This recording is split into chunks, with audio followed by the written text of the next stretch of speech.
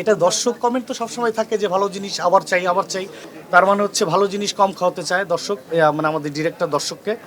So এটা two আসবে কিনা এটা টোটালি ডিরেক্টরের উপরে ডিপেন্ড।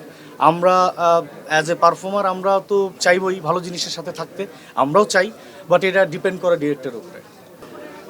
আলহামদুলিল্লাহ, আপনাদের উপস্থিতি দেখে মনে হচ্ছে যে আমরা আসলেই সাকসেস।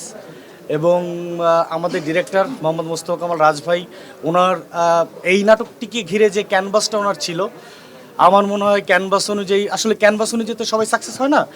ক্যানভাসটা মানে প্রপারলি স্টাবলিশড করাই হচ্ছে সাকসেস। আমার মনে হয় এটা আমাদের গল্পের যে ক্যানভাসটা, সেই ক্যানভাসটা ফুলফিল করতে পেরেছেন আমাদের ডিরেক্টর।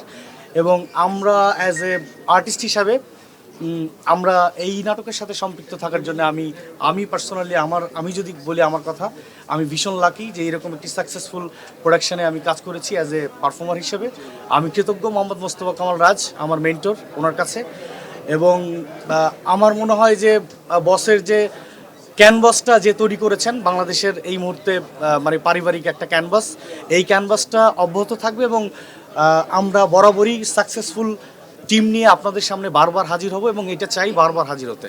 Thank you. সাকসেস তো আসলে হচ্ছে, এটা আমাদের গল্পের টু কে আসবে কিনা, অনেকে কিন্তু আমরা কমেন্ট দেখছি যে টু চাই আসলে। এটা দর্শক কমেন্ট তো সবসময় থাকে যে ভালো জিনিস আবার চাই আবার চাই, কিন্তু আমাদের ডিরেক্টর হচ্ছে ভালো জিনিস কম খাই, এরকমই ওনার মনোভাব আমার মনে হয়। তা না হলে 52তে শেষ করবে, এটা আমার মনে হয় 100+ হলেও দর্শক থাকতো আমার বিশ্বাস।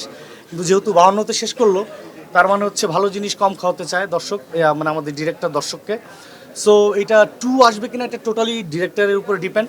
আমরা অ্যাজ এ পারফর্মার আমরা তো চাইবই ভালো জিনিসের সাথে থাকতে, আমরাও চাই, বাট এটা ডিপেন্ড করে ডিরেক্টরের উপরে।